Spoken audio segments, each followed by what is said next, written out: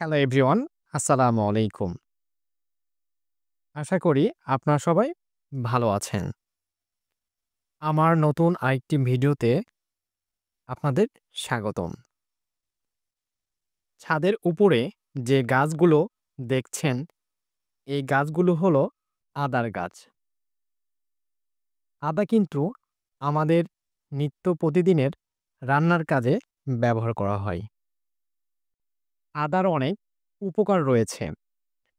আদা জমিতে চাষ করা হলেও এখন বাসাবাড়ির ছাদেও লাগানো যায়।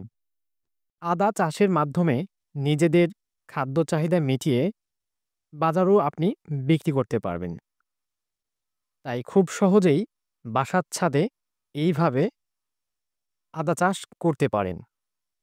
আমার ভিডিওটি ভালো লাগলে অবশ্যই লাইক, কমেন্ট, শেয়ার করতে ভুলবেন না।